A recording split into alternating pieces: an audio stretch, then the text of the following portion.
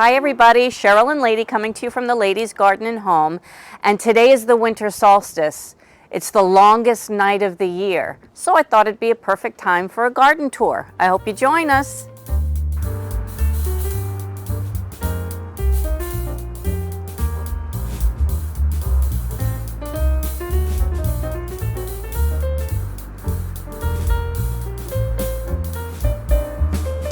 So if you haven't seen any of my videos before, just so you know, I'm in now zone 7B. That changed. It used to be 7A, and then the USDA updated its map, and now I'm in 7B.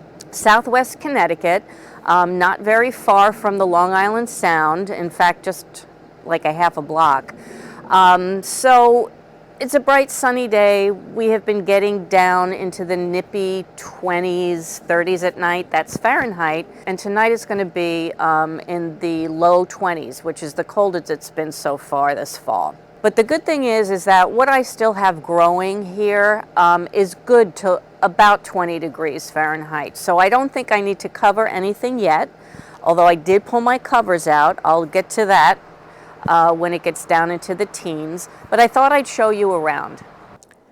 So this past weekend we had a pretty intense storm here on the East Coast, and when I came out afterwards I noticed that a number of the broccoli plants that had been very tall, this one had been standing up straight like that, were knocked over. So I assumed that it was the wind that did it. But then I saw some telltale signs of teeth marks. And the broccoli head was gone. This broccoli plant's still intact, except for that one branch. And the same over here. So either it was a combination of the wind and some animals, or an animal, who I'm going to accuse the squirrel, has decided it's time to knock down branches to get to the little broccoli sprouts. And he did leave enough, because yesterday I came out here and I harvested an entire basket of broccoli sprouts. They're still producing, so we're going to have that broccoli for dinner Christmas night. So over here by this broccoli plant, I've got some broccoli rabe growing, some bok choy. So it's slowly growing. Not all the calendula has died back yet, which is nice. I'm still getting some flowers. I moved the lilac bushes in their pots over here just to give them a little bit more sun through the winter. As you can see, it's about midday, and really half of the yard is in shadow. Even when the sun is, right there. It's bright. It's very bright. And then this broccoli rabe looks pretty good. This one has disappeared, so I don't know what happened to it, but this one's still doing okay. Coming over to this bed, as you can see, I mulched heavily with leaves, pretty much all of the beds. And I've got some golden acre cabbage in here. That seems to be doing okay. They're tiny, but they're alive. I gotta move this broccoli branch. I just realized it fell on top of the biggest cabbage plant that I've got so far.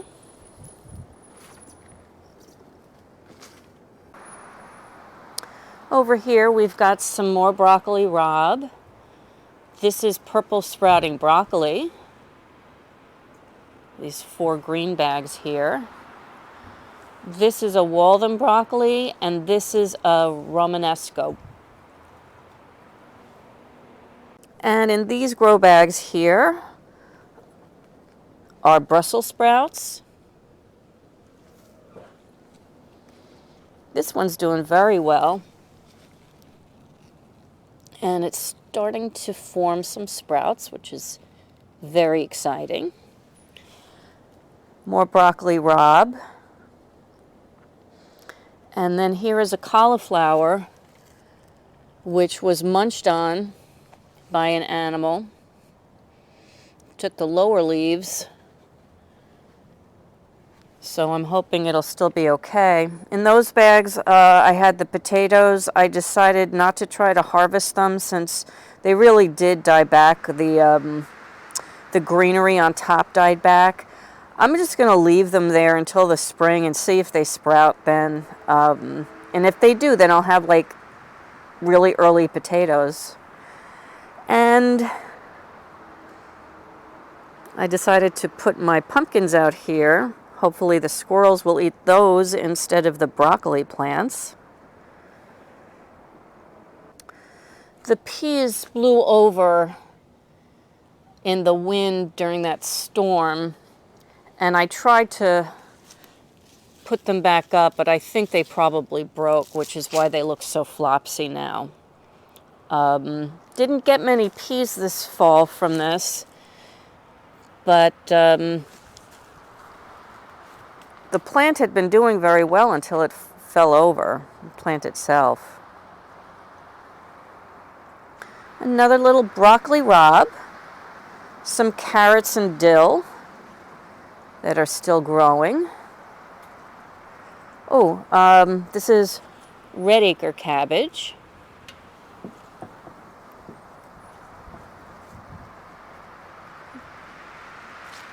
And some more broccoli rabe. And I lost 2 of the cabbages in this bed. The spearmint is still producing a little bit. It's not completely died back yet. It's got some nice green foliage on it.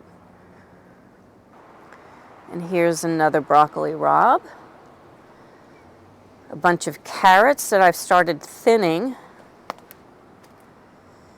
And let's see, it looks like I lost another broccoli rabe, which was, oh, nope, there it is.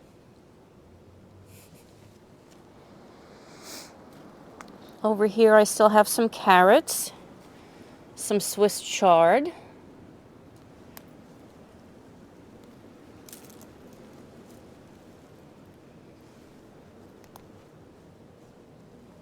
And this calendula plant, for the most part, is doing very, very nicely. And it's still flowering.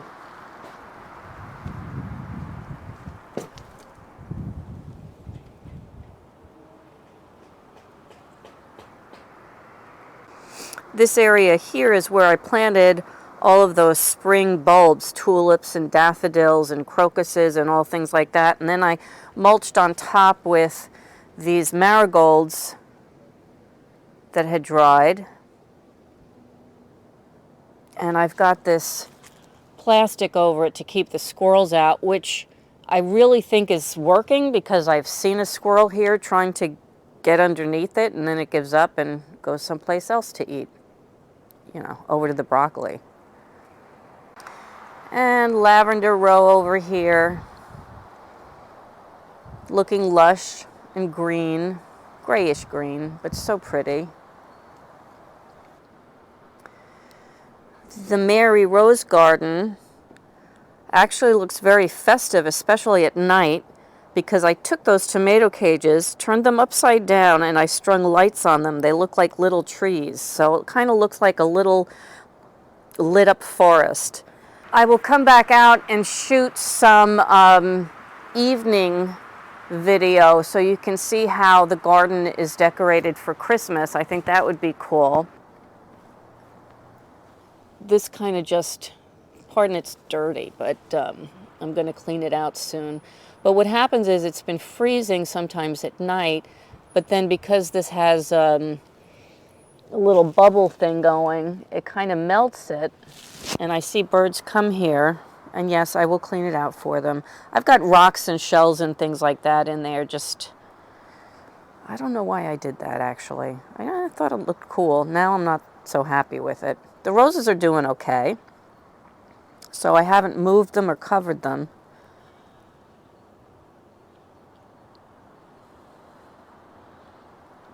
So we'll see if I'm going to need to do that. The blueberry bushes are continuing to have new growth and have not dropped their pretty red leaves. And the butterfly bush, it's lost most of its leaves, but look, there's still growth.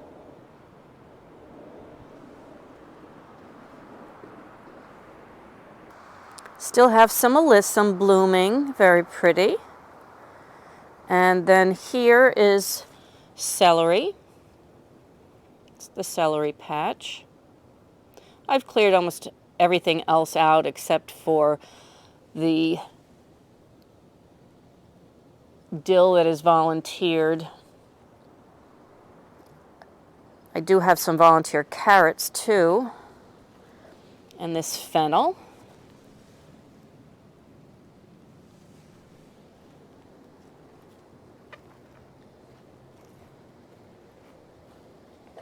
We still have some beets in the ground. There's a broccoli rabe over there, and then all of these tiny little celery seedlings that have been making it through the freezes, which is nice. But I will cover this just in the middle where the celery is. Inside here, I wanted to show you, these are the plants that I propagated. The coleus, the pocketbook, the rose bush. They're all doing very, very well. I'm very pleased. What's left anyway, I did lose a few. I also, after my leek video, stuck some of the leftover leeks that I had harvested that were okay, and stuck them in this pot, and these pots over here with the ginger, and I was just curious what they do, and they did resprout. So we're just going to let them grow on for a little bit in here. The basil is doing very nicely. My basil tree. And this plant that I can never remember the name of and always have to look it up is about to bloom. It has all these nice buds on it. And, oh, I got a nice poinsettia as a present the other day. So pretty. I hope I can keep this one alive. I'm going to try. Speaking of keeping things alive, my hibiscus has had it. And I feel really bad. I think I over-treated it for the aphids. But the aphids ended up winning. And I think, you can see some right here. I think what I'm going to do, these flowers are never going to bloom. They're drying up. I'm just going to take them, wash them, save the flowers for tea, and then put this pot outside because I don't want it transferring the aphids to the other plants inside the house. And I moved the paprika plant down here, and also these are the hydrangea that I'm propagating in these 3 plastic cups, and they haven't died yet. I also haven't touched them since I did it, and that might be why. Didn't fool around with them. I brought just a fig named Sue inside. It had handled a number of frosts, but now that it's going to get down into the low 20s this evening, I thought it was time to bring it in.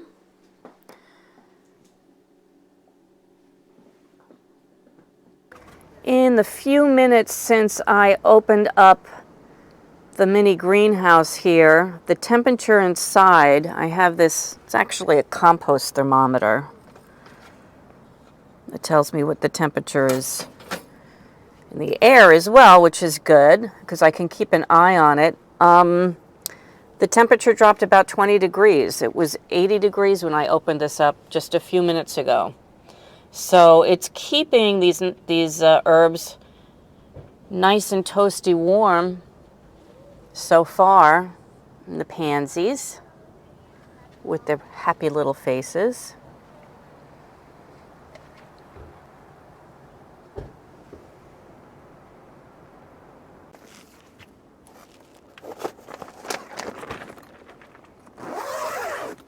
Archie the artichoke, I put this covering, these are those things that you get from some Amazon packages, those airbags, and I put that around to kind of insulate it. Poor Archie though, every now and then lady comes by and just kind of knocks a leaf off, but I've been using those leaves as mulch. So he seems to be okay through the frosts up against the house here. The oregano and the catnip have pretty much gone dormant. There's a little volunteer cilantro over there. And the dill. All of these from the flower seeds that fell. And here I've got spinach, which is very, very slow growing. I started it late. I started in October. But they're not dead. They haven't been frozen out. And then I transplanted some of the volunteer lettuce over here as well.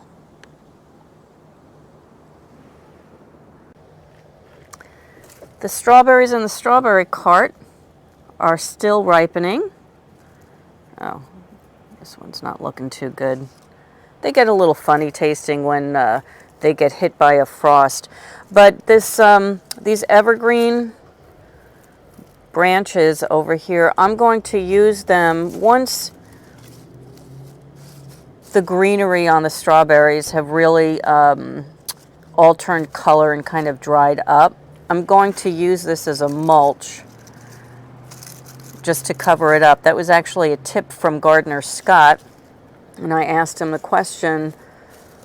But they have, it looks like they've outgrown their fungus issue. That might be just because of the, change in the weather. And the geraniums haven't died yet. They've got their fall foliage. Got a little tiny flower right there. But most of the flowers have not been able to handle the frosts. I still have this volunteer lettuce. Isn't that pretty? And then the volunteer Japanese maple lost its leaves.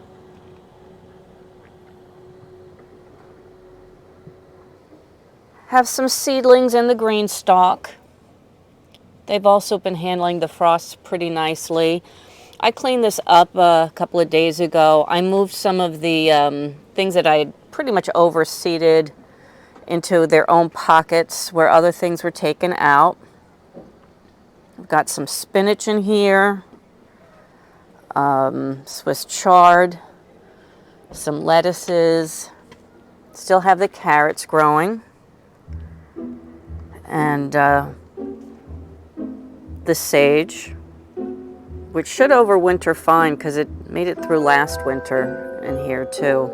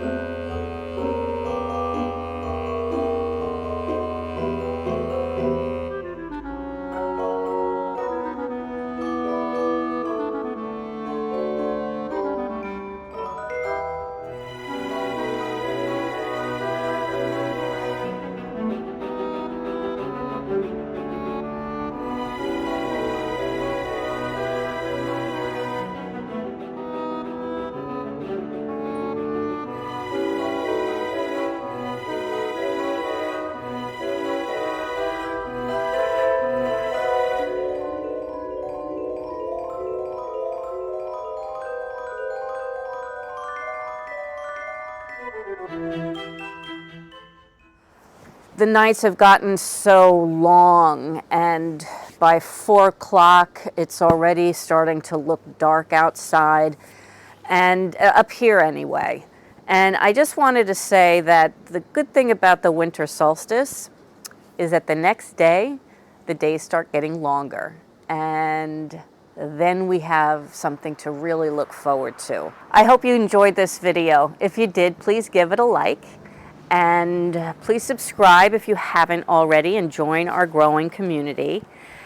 And I wanted to thank you very much, if you are a subscriber, for supporting me this year and for communicating with me and making comments under the videos and things like that. I've really enjoyed it, and I'm so glad that our community here is growing. So I wish you a very Merry Christmas. In fact, lady, let's wish them a Merry Christmas. And from the Ladies Garden and Home, Merry Christmas! Say Merry Christmas, lady. Lady says Merry Christmas.